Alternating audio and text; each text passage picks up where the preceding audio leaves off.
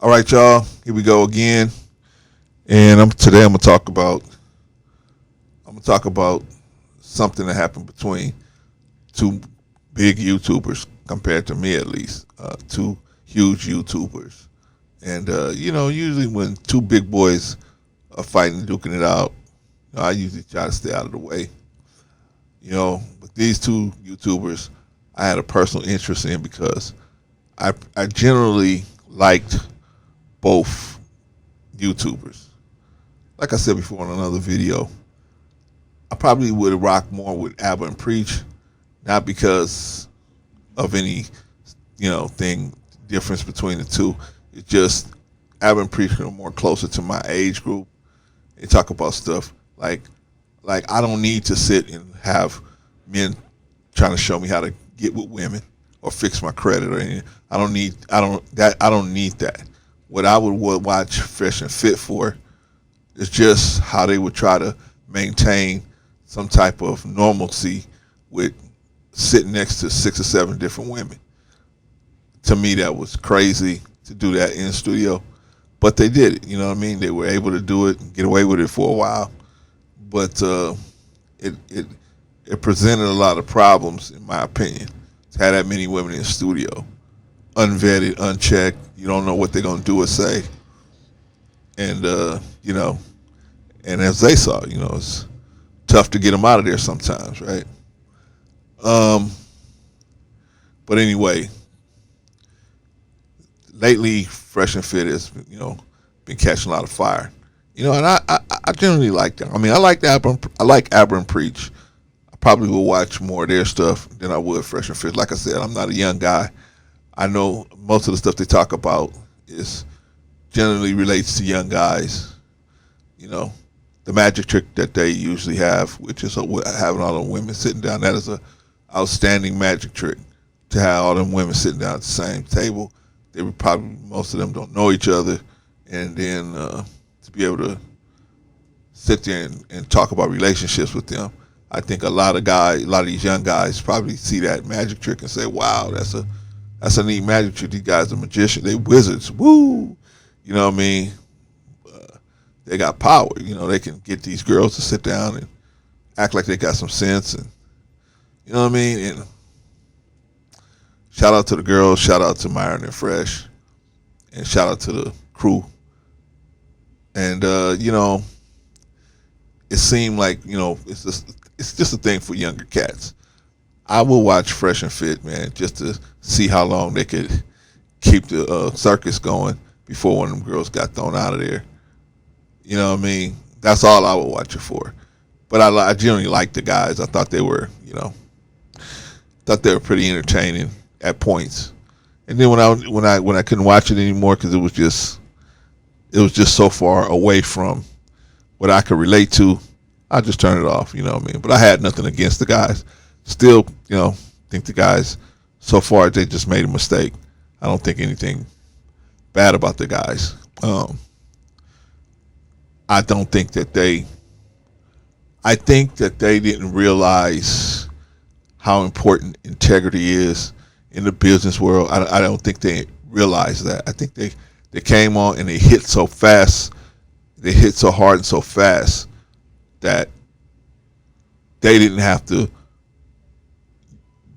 They hit so fast that they didn't have to go through the point of building up the integrity that other people do business with you. You just hit those numbers so fast.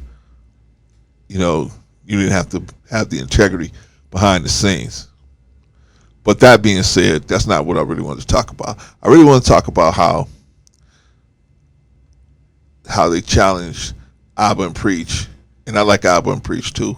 So shout out to Abba and Preach. I watch them too, and I just probably watch them more because, like I said, they're closer to my age range. They talk about issues that I could more relate to. You know what I mean? I can more relate to more grown up issues than getting girls and bagging and tagging girls. That part of my life is way past. So. But I get it.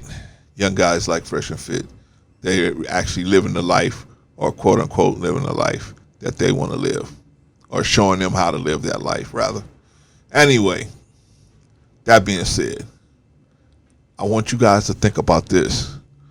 Why are so many all the time, especially I'm going to use the situation with Fresh and Fit and Abba and Preach. Why, when black men disagree, they want to be violent with each other? Why is violence the solution to the situation? It's like, we could talk about it, or we could box. You think they would tell? You think Fresh and Fit would have told Rolo Tomasi if they disagree with him about something, they would, they would be, he could come to the studio or they could box? I don't think so. I see these threats between black men are willing to fight each other, but nobody else.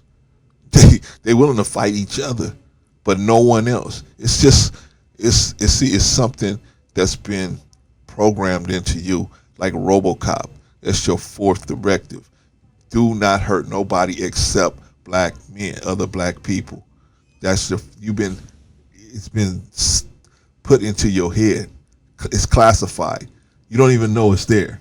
That directive's been given to you. You ain't threatening no other content creators that have disagreed with you. You said things about them, but you ain't threatening them to box with them. Who you threatening to box with? Your own brothers. And I think it's just effed up. And I think that's the thing we ought to take from this, is to say, hey, why are we trying to fight each other, our own people, when we just have a difference of opinion? White people can disagree with us, man, and we like, oh, well, that's this person, that's this person, that's that person. But your own brother disagree with you. Oh, nigga, what? Nigga, we can take it to the street. You got to go to the gun shop. Yeah, I mean, and like I said, I know you said, oh, I went to the gun shop on my own. I wasn't trying to do that for Fresh and Fit. Okay, whatever. I'm not even saying you was. I'm just the point, man. Just the point. I've seen this.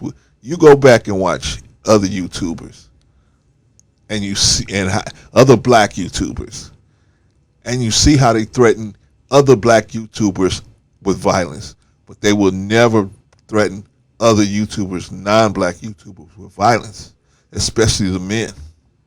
Especially the men. Black men YouTubers will threaten the women out here with violence. They will threaten other black men with violence. But the white people that come on to their channel, or white people that make videos about them, they just call them haters. They don't say, hey, they don't threaten them. Hey, you come down here and you will see what happens. They don't do nothing. So my point is, if white people get a pass, and I'm not saying this so you can go out there and use our heads. I am not saying this so you should go out saying, well, since you threatening black men, you should go out and threaten everyone else. That's not what I'm saying. I'm saying, if you're not going to threaten white people, as you should not, just for disagreeing with you, then how come we so quick and fast to threaten each other? Where did that programming come from? How come you like that? Look at your music. Look at your TV shows. You don't see the programming that's been laid down for you, brother. Now I hope and pray that, hey, nobody gets hurt. This thing just ends in a friendly conversation. I saw Myron invite Abba and Preach to a friendly conversation. He said, I don't even want it on. We don't even have to film it. We can just sit down together as brothers and talk about it. That to me sounds like the best idea out of this whole thing. But why couldn't that have been the issue up front? Why couldn't that have been up front? Why did it have to get to the personal attacks? And I'm specifically talking about Fresh and Fit. I've preach. You put those guys in a position where they had to either put up or shut up. So I'm not talking about Op and Preach. I'm talking about you guys fresh and fit. Myron, what you did at the, when you invited them to sit down, hey, that's what should have happened in the first damn place. I'm sure if Rolo Tomasi had said something you guys didn't like, you guys were like, come on, Rolo, come on and talk about it. Let's talk about it. But that's my point. Why are black men so quick to be violent with each other and other black people? Why? Why? Is it just me? Is it just me? You go to a lot of your YouTubers, a lot of your black male YouTubers, and you see when people say something they don't like, how quick they are. Another black person to say something they don't like, how quick they are to become violent. But if they have a disagreement with the person that's not black, they just say, "Oh, that's just his, that's just his position or whatever." Right? Is it me? Am I tripping? Am I tripping? I can name names, but I ain't naming no names. You go back and find the names, and then you watch their videos, and you go back and watch all your Negro beef videos, your Negro YouTube beef videos, where they was beefing with different YouTubers. You will find that violence only goes when it's black on black people. They will never be violent with no one else. I'm talking about the men. Can't talk about the women. I don't watch their videos enough to know. But I'm talking about us. So this is something that we gotta overcome. I'm glad Myron saw the error in his ways and at least put the offer out there to talk face to face, just to settle the situation. But that's how it should have went from jump. And we need to start practicing that with each other, so we can do business with each other.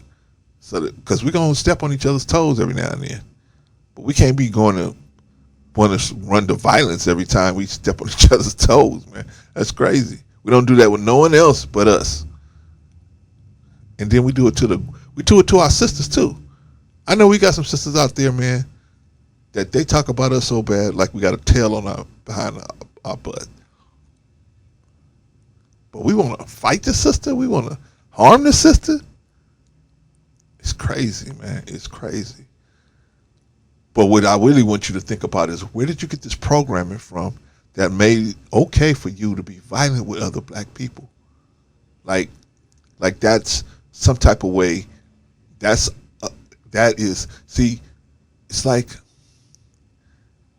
it's like that nigga street culture has been superimposed on black culture.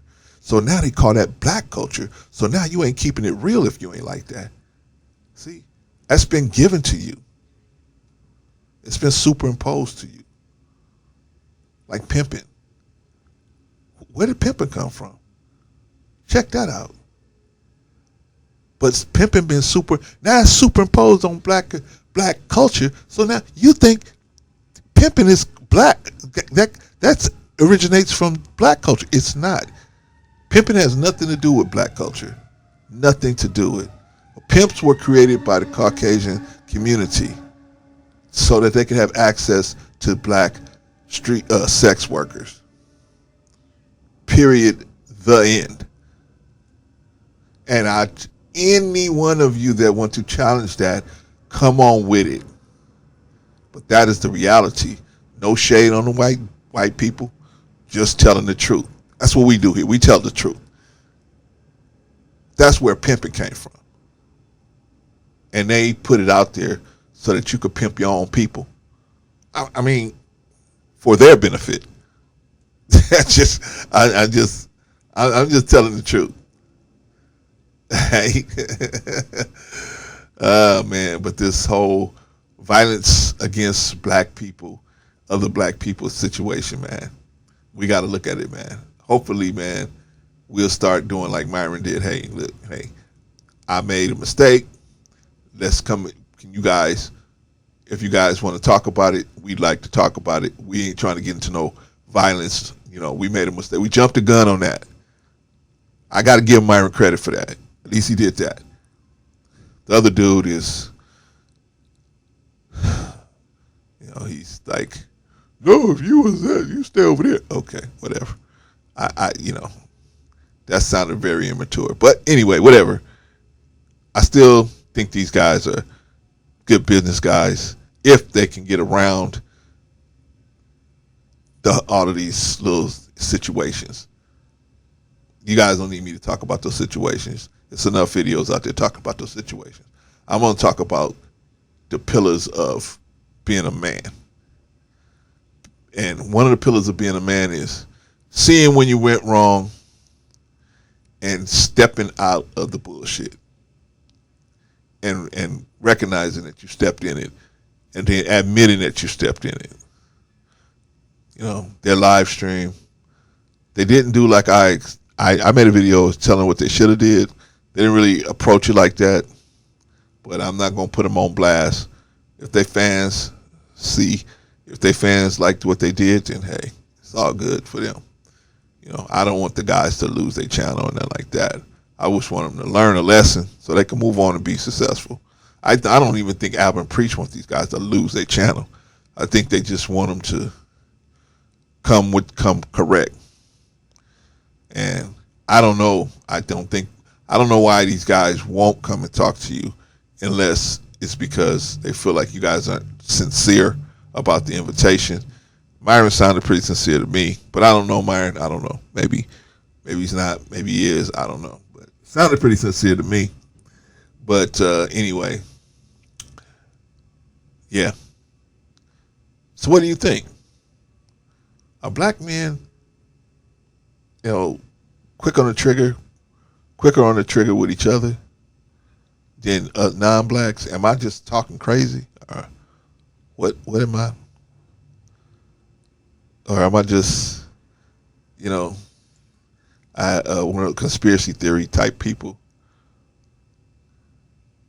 Is black is violence, has violence, and the whole, you know, hood type behavior, ghetto behavior, been superimposed on black culture, and now we think if you black, to stay on code, you got to be violent every time somebody disagree with you.